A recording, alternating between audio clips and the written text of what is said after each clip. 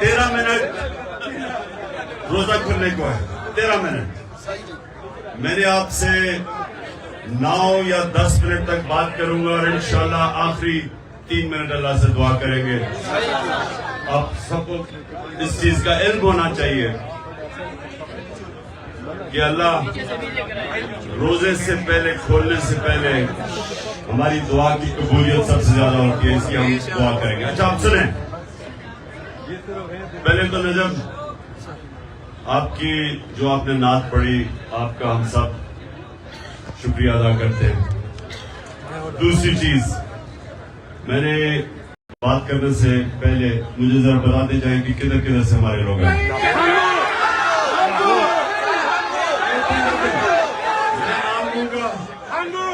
میں نام لوں گا, آپ نے بتانا. لاہور, لاہور, رحیم یار خان. اچھا زیادہ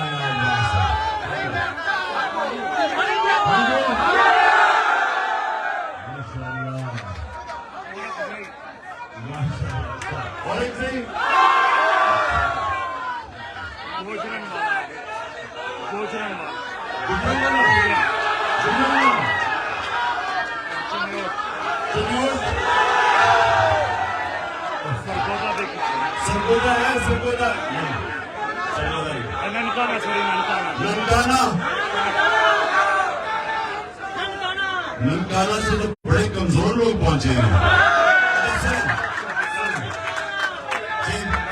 ہاں لا اسٹوڈنٹس ہمارے یہاں ویلکم کرتا ہوں, سارے لا اسٹوڈنٹس. اچھا جی آپ سنا 9 منٹ. لندن سے بھی آئے ہیں, لندن, کشمیر, لاس اینجلس اور ساجد ویلکم. اچھا جی سنیں آپ پلیز, خاموشی. آپ دیکھیں آپ یہ میں جو کوئی اسلام کا اسکالر نہیں ہوں, لیکن میں اپنے زندگی کے تجربے سے جو میں سمجھاؤں اپنے دین کو, میں آپ کے سامنے اس کی چھوٹی سی چیز رکھتا ہوں. دیکھیں لا الہ الا اللہ, جب آپ یہ آزادی کا دعویٰ کرتے ہیں کہ اللہ تیرے سوا کسی کے سامنے نہیں جھکتے. ایک شعر ہے کہ ایک سجدہ جس کو تو گراں سمجھتا ہے دیتا ہے ہزاروں سجدوں سے نجات. کہ ایک سجدہ جس کو انسان مشکل سمجھتا ہے وہ ہزاروں لوگوں کے سامنے سجدے کرنے سے انسان کو آزاد کر دیتا ہے. تو جو اندرونی آزادی ہے وہ لا الہ الا اللہ دیتا ہے. جو معاشرے کی آزادی ہے وہ انصاف دیتا ہے. اور جب ایک انسان اندر سے بھی آزاد ہو جائے اور اس کو انصاف معاشرے کو بھی آزاد کر دے تو وہ پھر وہ انقلاب آتا ہے جو مدینہ کی ریاست میں میرے نبی صلی اللہ علیہ وسلم لے کے آئے. دنیا کی تاریخ میں کبھی ایسا بڑا انقلاب نہیں آیا. یہ میں اب تاریخ کا آپ کو بتا رہا ہوں, تاریخ کا میں طالب علم ہوں. 625 جنگ بدر, 313 لوگ. 11 سال کے بعد 636, جو اس وقت کی سپر پاور تھی بیزنٹائن ایمپائر, جس کو رومن ایمپائر بھی کہتے ہیں, 636 میں 11 سال کے بعد رومن ایمپائر جس کی فوج 1 لاکھ تھی, خالد بن ولید کی جنرل شپ کے اندر 11 سال کے بعد یارموک میں وہ گھٹنے ٹیک دیتی ہے. یہ تاریخ کا حصہ ہے. ابھی نہیں, ابھی کوئی 9 منٹ رہ گئے. اپنے غور سے سنیے کیونکہ میرا کام ہے آپ سب کی تربیت کرنا. یہ تاریخ کا حصہ ہے کہ یہ جو میں آپ کو لا الہ الا اللہ کی پاور بتا رہا ہوں, جو ہم سارا وقت کلمہ پڑھتے اور سمجھتے نہیں ہیں, کیونکہ ہم آزاد ہی نہیں ہوتے کلمہ پڑھ کے. اس کا مطلب کلمہ اندر نہیں ہمارے گیا. یہ تاریخ کا حصہ ہے کہ 313 تھے صرف جنگ بدر میں، اور 11 سال کے بعد 636 رومن ایمپائر قدسیہ کے اندر خالد بن ولید کی لیڈرشپ کے اندر جنگ ہار جاتا ہے۔ 1 لاکھ ان کی فوج تھی، اور اس سے اگلے سال جو دوسری سپر پاور تھی وہ قدسیہ میں 637 میں جنگ ہار جاتی ہے۔ 2 سپر پاورز 12 سال کے اندر مسلمانوں کے سامنے گھٹنے ٹیک دیتی ہے۔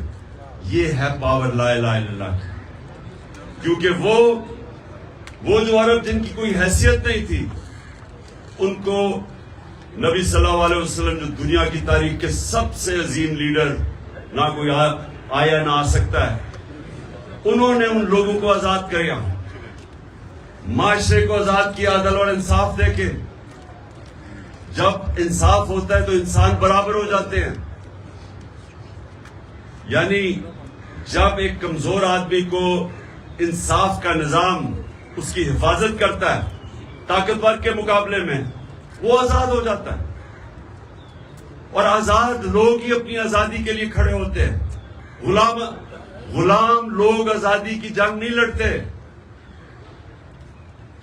جو افغانستان اور یہ جو اوپر ہمارا قبائلی علاقہ، یہ سارا جو علاقہ تھا، جو بھی فتح کرنے آتا تھا ہندوستان، وہ جب افغانستان سے نکلتا تھا اور یہ جو ہمارا قبائلی علاقے سے نکلتا تھا، جدھر آپ یا ہنگو وغیرہ کے لوگ بیٹھے ہوئے، خیبر، ادھر سے جب نکلتا تھا تو وہ سیدھا جاتا تھا دلی پانی پت میں۔ ایک جنگ ہوتی تھی، بیچ میں کوئی لڑتا نہیں تھا، ان کو کوئی روکتا نہیں تھا،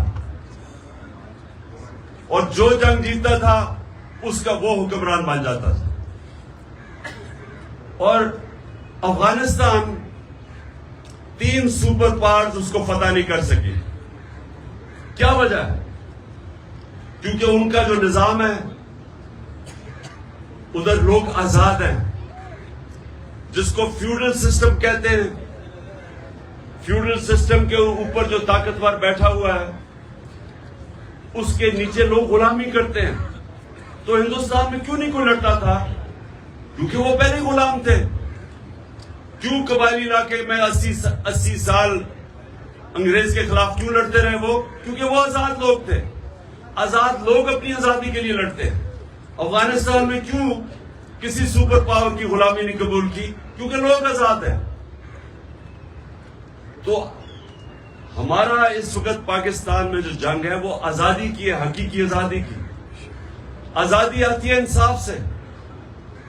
جب کیوں قبائلی علاقے کے اندر اور افغانستان میں کیوں لوگ آزاد تھے؟ کیونکہ ان کا جو جرگہ سسٹم تھا وہ لوگوں کو انصاف دیتا تھا۔ جو ایک جرگہ جس کو لا میں جو جوری سسٹم تھا، جوری سسٹم کے اندر جوری سسٹم یہ ہوتا تھا کہ طاقتور کمزور کو سامنے بٹھاتے تھے اور انصاف ہو جاتا تھا، لوگ آزاد تھے۔ یہاں جو چودھری تھا وہ قانون سے اوپر، جو بیچارہ نیچے، اس کو انصاف نہیں ملتا، لوگ غلام تھے۔ تو یہ جو ہماری ابھی جنگ ہے وہ آزادی کی ہے، ہم نے انصاف لینا ہے۔ یہ جو حقیقی آزادی ہے یہ آزادی کی جنگ ہے، اور اس کے لیے ساری قوم کو تیار ہونا چاہیے، کیونکہ آپ کے سامنے چوروں کے ٹولوں کو اوپر بٹھا دیا ہے سہولت کاروں نے، اور وہ ہم سب کو سمجھتے ہیں کہ اب ہم ان کی غلامی کریں گے، اور جو بھی، اور پھر یہ میرے گھر پہ حملہ، پولیس، FIR، ابھی علی بین کو انہوں نے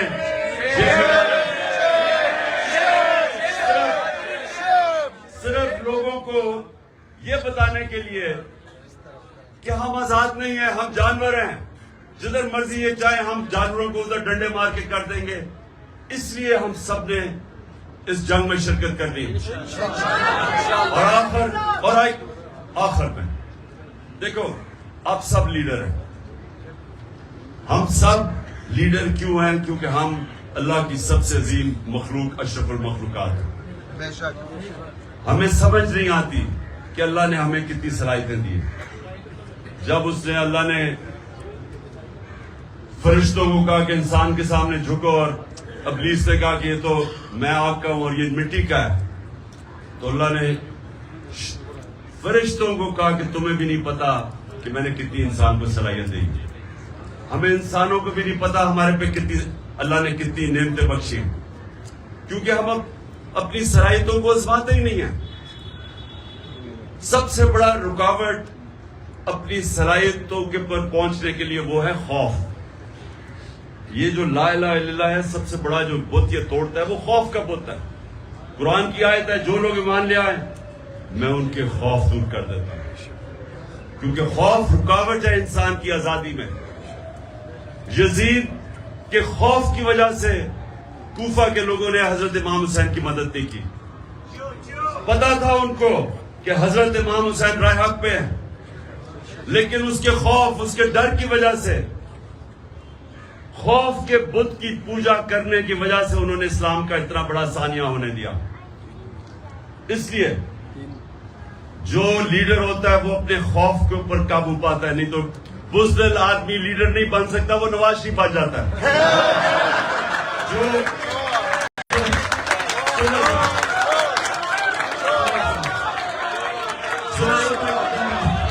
سنیں, 2 منٹ رہ گئے, 2 منٹ رہ گئے, یہ سنیں آپ میری بات.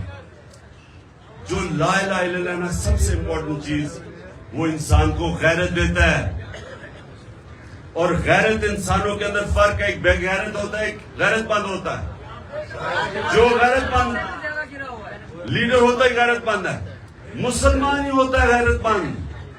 کیونکہ جب آپ دعویٰ کر دیتے کہ اللہ میں کسی کے سامنے نہیں جھکتا, یا خوف کا بت ہو یا پیسہ ہو, تو آپ غیرت مند انسان کی معاشرے میں عزت بڑھ جاتی ہے. کبھی بھی اربوں پتی بھی ہو, بے غیرتوں کو اس کی عزت نہیں کرتا. اس لیے سنیں, یہ یاد رکھنا کہ لا الہ الا اللہ اور غیرت ایک ہی چیز ہے.